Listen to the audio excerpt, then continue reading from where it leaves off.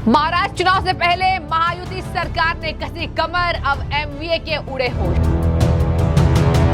शिंदे सरकार ने लिया बड़ा फैसला, 6 टोल टैक्स को किया फ्री, देखते रह गए उद्धव और कांग्रेस।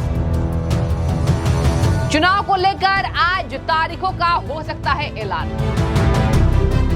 नमस्कार दर्शकों, द न्यूज में आपका हार्दिक अभिनंदन है। आपके साथ में सृष्टि मिश्रा। महाराष्ट्र ले चलते हैं आपको। महाराष्ट्र से बड़ी खबर सामने आ रही है। देखिए, शिंदे सरकार कोई मौका नहीं छोड़ रही है उद्धव ठाकरे, संजय राउत और कांग्रेस के होश उड़ाने में। और हो भी क्यों ना, हरियाणा चुनाव के बाद बीजेपी जहां गदगद है, वहीं अब इंडिया गठबंधन को तगड़ा झटका लगा है। राहुल गांधी अभी खूब कॉन्फिडेंस में मोदी सरकार को लेकर तंज कसते आपको नजर नहीं आ रहे होंगे। जो राहुल गांधी लगातार मोदी जी को गाली दे रहे थे, अब मैं आपको बता दूं, शिंदे सरकार ने इधर बड़ा फैसला लिया और मुंबई में बाबा सिद्दीकी की जो हत्या हुई, बाबा सिद्दीकी की, उसके बाद से भी संजय राउत ने कुछ कमेंट किया। उस पर भी नरेश महस्के ने उनके ऊपर कमेंट किया है। लेकिन सबसे पहले सुनिए कि यहाँ पर शिंदे सरकार ने क्या बड़े ऐलान किए हैं जिससे एमवीए के होश उड़े हैं। दरअसल आपको बता दें, यहाँ पर छोटे मोटे वाहनों को अब 6 टोल टैक्स नहीं देने पड़ेंगे। और वो नाम भी मैं आपको बताती हूँ, ये शिंदे सरकार का बड़ा फैसला है। आपने देखा होगा, इसके पहले शिंदे सरकार ने हर उस बात में बड़े फैसले लिए हैं जो जनता के हित में हैं। जैसे आपने देखा, मदरसों में डीएड, बीएड और शिक्षक के वेतन में वृद्धि कर। उसके बाद आपने देखा होगा, मैंने आपको बताई थी ये पूरी खबर, कैसे यहाँ पर शिंदे सरकार ने ओबीसी कैटेगरी को जोड़ने की भी बात कही और वो कर दिखाया। उसके पहले लाड़की बहन योजना, तमाम बातें धरातल पर शिंदे सरकार लेकर आ रही है और महाराष्ट्र चुनाव को हल्के में नहीं ले रही है। लोकसभा चुनाव में देखिए दर्शकों को झटका लगा था। इसी वजह से हरियाणा के बाद बीजेपी ओवर कॉन्फिडेंस में नहीं है। हरियाणा के बाद महाराष्ट्र में पूरी तैयारी कर रही है। झारखंड में और महाराष्ट्र में बहुत अहम चुनाव होने वाले हैं। इसी के साथ आपको बता दें, आज चुनाव आयोग अपडेट बड़ी करेगा, जहां पर उपचुनाव पर भी अब बड़ा अपडेट सामने आ रहा है। आपको बता दें, 2 राज्यों के विधानसभा चुनाव और यहाँ पर जो उपचुनाव होने हैं उत्तर प्रदेश में, उसको लेकर आज बड़े तारीखों का ऐलान हो सकता है। ये बड़ी खबर सामने आ रही है, जहां पर कहा जा रहा है कि नवंबर के दूसरे या तीसरे हफ्ते में महाराष्ट्र विधानसभा चुनाव हो सकते हैं। आपको याद होगा, महाराष्ट्र को लेकर चुनाव आयोग ने कहा था कि गणेश चतुर्थी के बाद हम ऐलान करेंगे।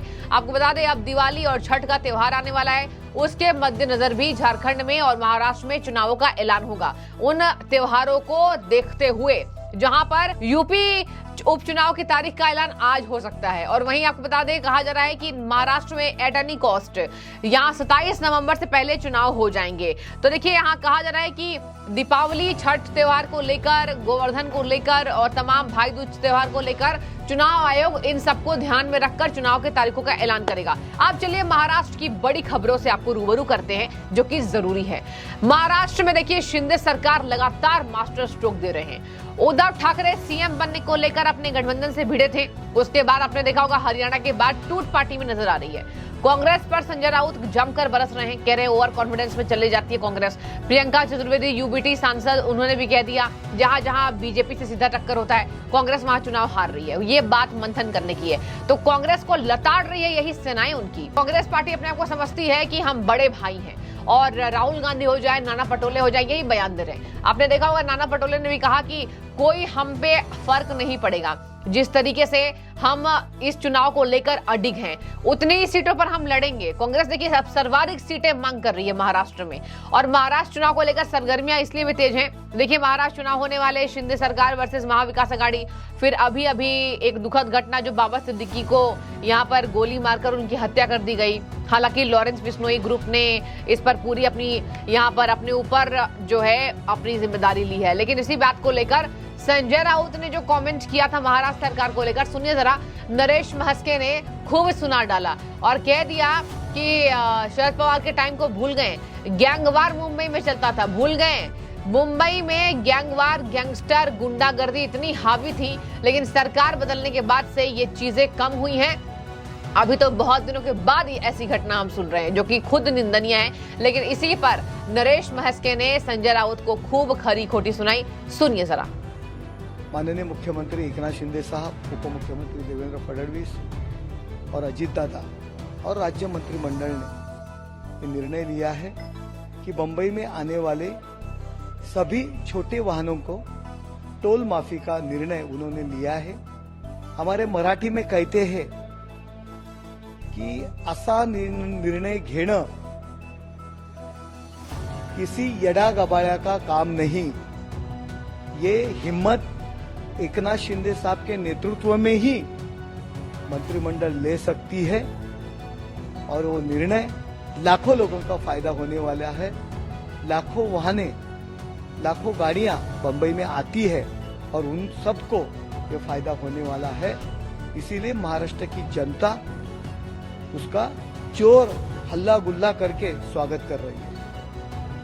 बोलते हैं ना, सो चूहे खा के बिल्ली हज को चली। जो खुद आरोपी है, संजय राउत खुद आरोपी है, पत्राचार घोटाला में वो खुद आरोपी है। वो जामीन पे छूटा है, वो निर्दोष नहीं हुआ है, वो आरोपी है। राजनीति में उनको रहने का अधिकार नहीं जब तक वो निर्दोष नहीं सिद्ध होता।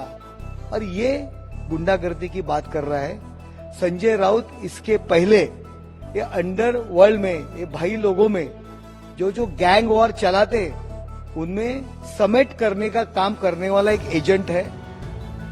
बंबई में सबको मालूम है, महाराष्ट्र में सबको मालूम है कि ये गुंडागर्दी वालों के बीच में का वो एजेंट है।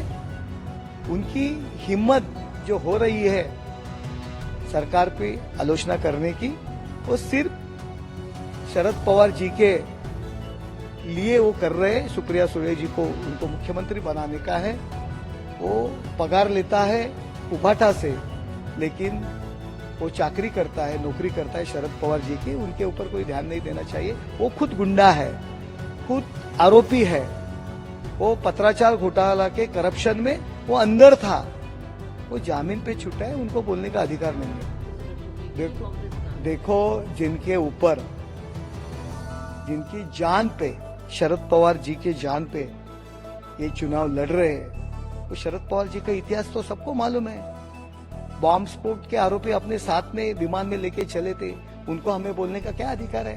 पूरे गैंगस्टर, पूरे ये चोर डकैती, ये सब तो कांग्रेस में है, कांग्रेस में थे। ये महाराष्ट्र का इतिहास है।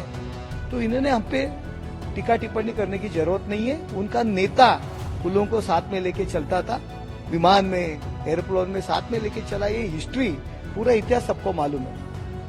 तो देखिए, कई बातों में यहाँ पर नरेश महस्के ने संजय राउत को घेरा, यहाँ पत्राचार आरोप पर भी घेरा, तमाम बातों पर घेरा, तमाम स्कैम्स पर घेरा, शरद पवार को घेरा, संजय राउत को घेरा और उनके सभी सहयोगी दलों को घेरा है। तो देखिए, महाराष्ट्र में पूरी कमर कस के महायुति सरकार तैयार है। शिंदे, देवेंद्र फडणवीस और यहाँ बीजेपी लगातार।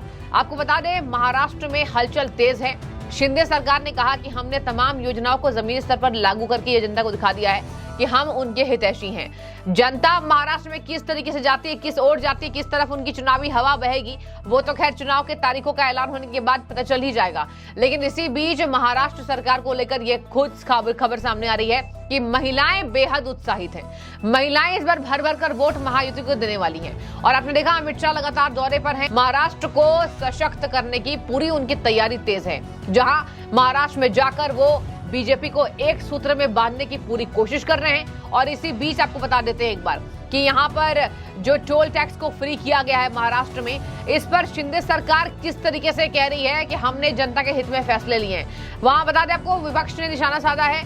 आनंद दुबे ने कहा, चुनाव आ रहे हैं तो टोल टैक्स फ्री कर रहे हैं, भारी वाहनों से इनको क्या दिक्कत है। आपको बता दें, एरोली टोल नाका, वाशी टोल नाका, दहीसर टोल नाका, मुलुंद एलबीएस टोल नाका, आनंदनगर टोल नाका, इन सब टोलों पर जो मैंने आपको 5 नाम बताए हैं, उस पर इन बूथों पर आपको छोटे वाहनों को और जो कम भारी हैं उनको कोई टोल टैक्स नहीं देना होगा। और ये एक बड़ी जनता पर छूट है, बड़ी जनता को फायदा पहुंचाने का एक बड़ा मास्टर स्ट्रोक है, जिससे उद्धव ठाकरे जरूर बौखला सकते हैं। संजय राउत और नाना पटोले, वो अभी तक कोई जनता के हित में फैसले नहीं ले रहे हैं। और इधर आप देखिए, हिमाचल में कंगाली है, कर्नाटक में कंगाली है, तो जनता भरोसा भी नहीं कर रही है। हरियाणा में हार गए हैं। देखने वाली बात होगी, बहुत इंटरेस्टिंग ये महाराष्ट्र चुनाव हो चुका है। लेकिन इसी बीच आपकी जो भी राय हो, जरूर कमेंट के जरिए हमें बताइएगा। शुक्रिया।